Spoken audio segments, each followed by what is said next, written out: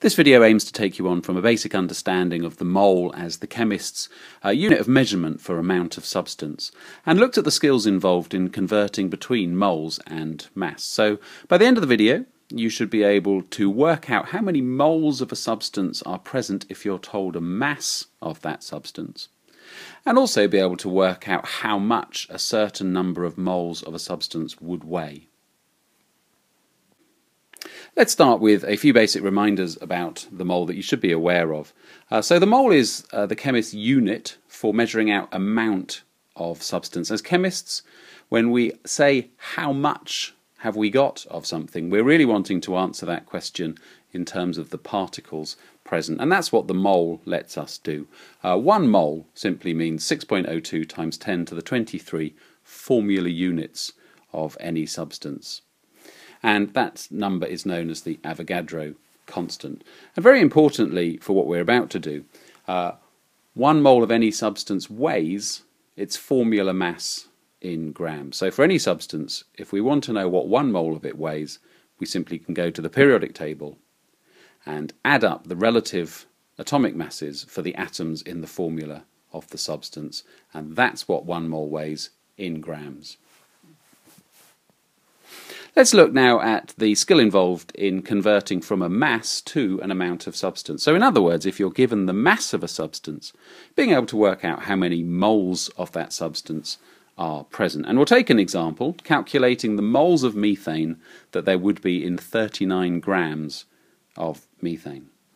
Now, anytime you're starting with a mass and converting to moles, your first step will always be to know the molar mass of the substance. So pause the video at this point.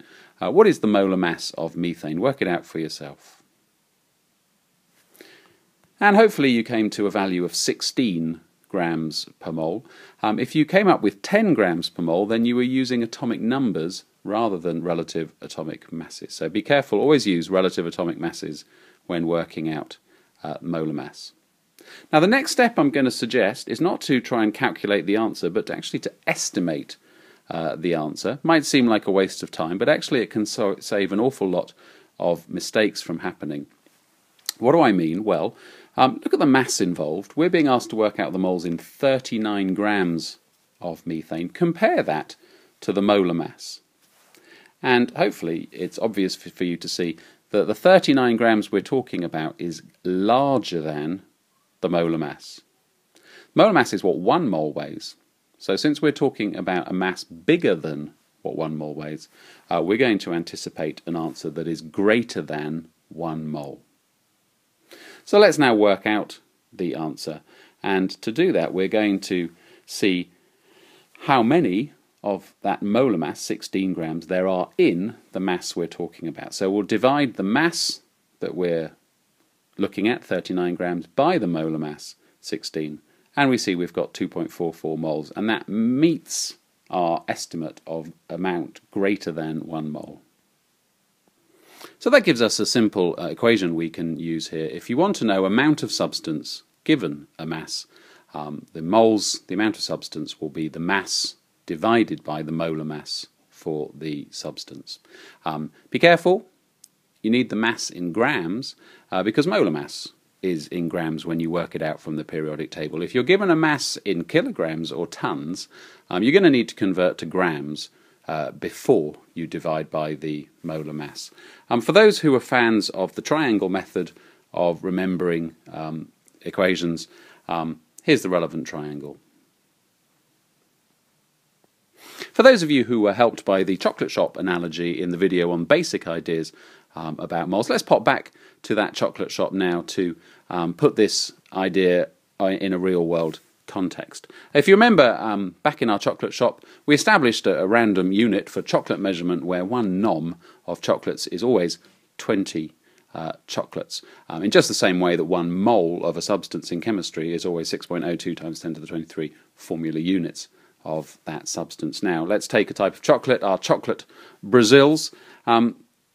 In this case, 20 chocolates, or 1 nom of chocolates, weighs 200 grams for chocolate Brazils.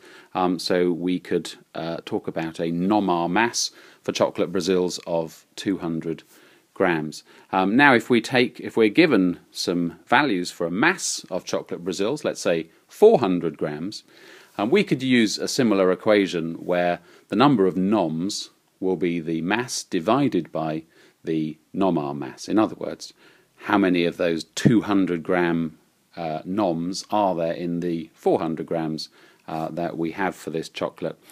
So that's going to work out in this case to 2 noms, and we can apply that to other values as well. What about if we've only got 50 grams of chocolate Brazils? Well, moles is mass over molar mass, so noms of chocolate is mass over nomar mass, and in this case it was 200 grams per nom.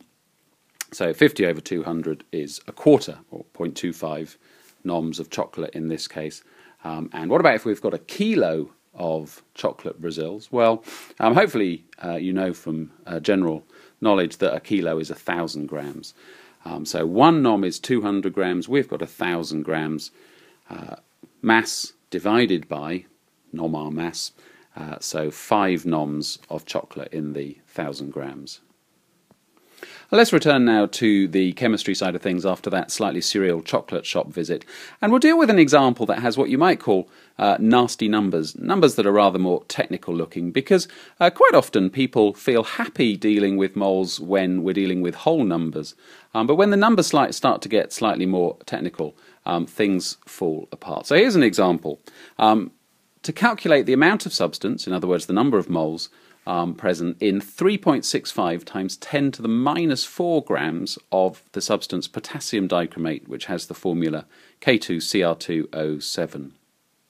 Well, do you remember what the essential first step is anytime you're being asked to work out a number of moles given a mass? It's to work out the molar mass. So if you've got a periodic table present, why don't you try and work out the molar mass of this substance? And hopefully you came up with a value of 294.2 grams per mole, or close to that depending on how precise the values in your periodic table are.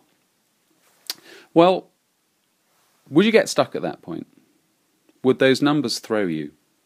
If your answer is yes, here's a little tip for success for you. Ignore the data that you've been given initially and just imagine some nice numbers. What do I mean? Well, imagine that instead of 3.65 times 10 to the minus 4, you'd been given a mass of 6 grams. And instead of a molar mass of 294.2 grams per mole, you'd been given a molar mass of 2 grams per mole.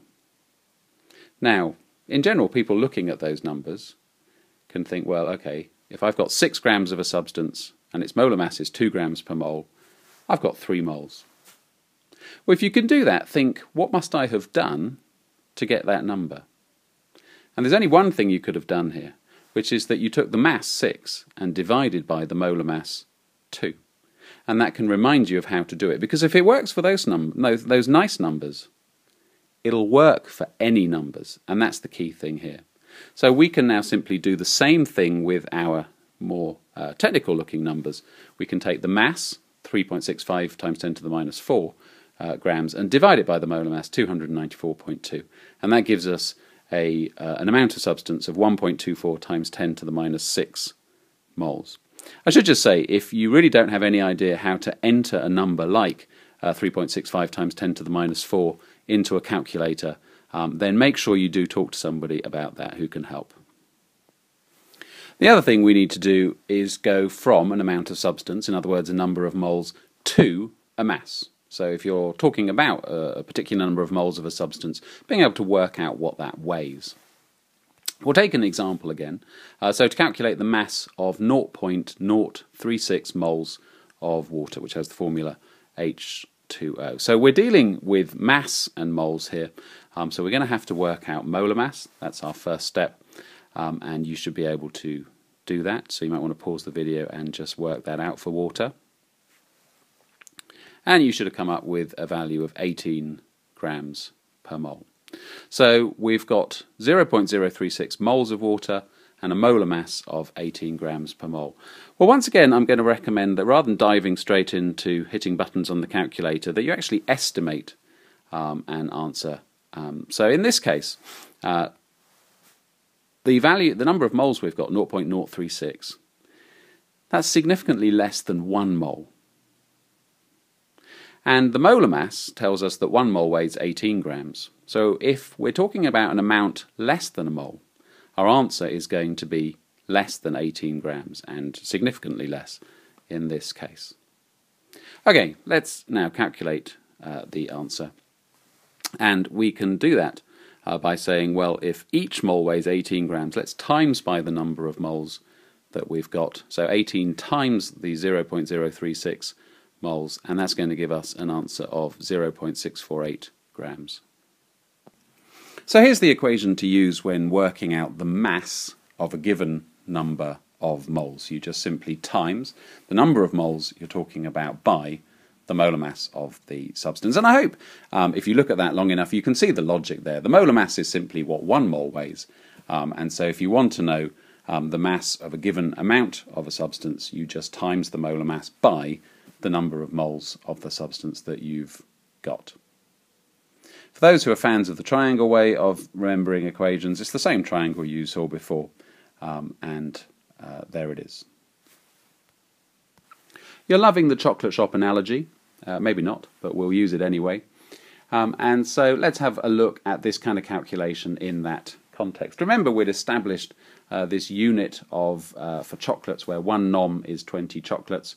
With champagne truffles, those 20 chocolates, the 1 nom weighs 360 grams, it turns out. So we can say champagne truffles have a nomar mass of 360 grams. So if a customer comes into the shop and orders a certain number of noms of chocolate, we want to weigh, of champagne truffles, we want to weigh that out.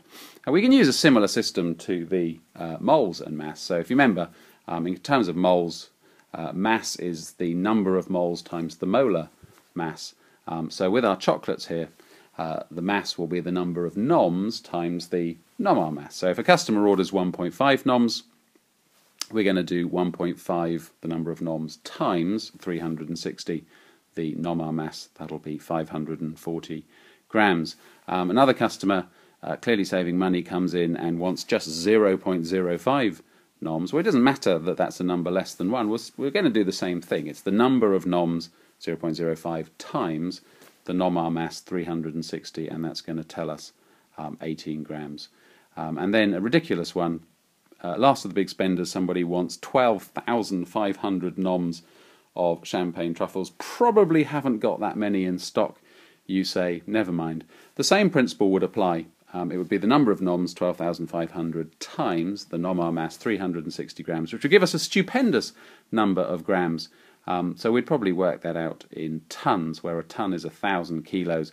That turns out to be 4.5 tons. You might have a little bit of fun seeing if you could make that work for yourself.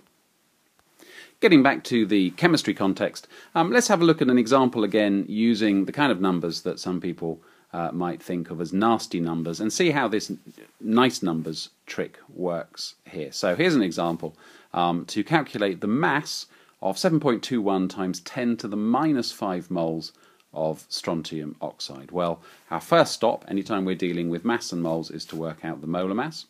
And in this case, it'll be 103.6 grams per mole. So we've got a number of moles of 7.21 times 10 to the minus 5, and a molar mass of 103.6. So again, do those kind of numbers throw you? Would they make you freeze? If so, just imagine you've been given some nice numbers. So in this case, let's imagine that we were asked to simply work out the mass if we had 4 moles of a substance with a molar mass of 5 grams per mole. Well, hopefully looking at that, you could think 4 lots of 5, that's 20 grams.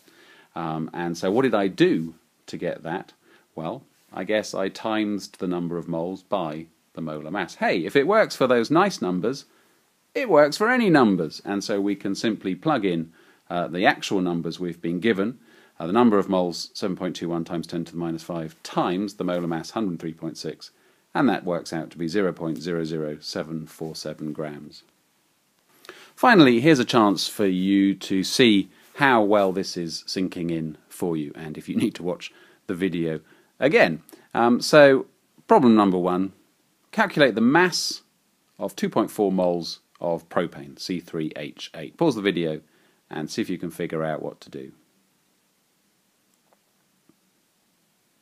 Well, hopefully you worked out the molar mass of propane as 44 grams per mole, and then you multiplied that by the number of moles, giving you 105.6 grams. Second problem, to calculate the amount of substance, which remember always means how many moles, in 0.59 grams of K2O, potassium oxide. Pause the video and see if you can work it out.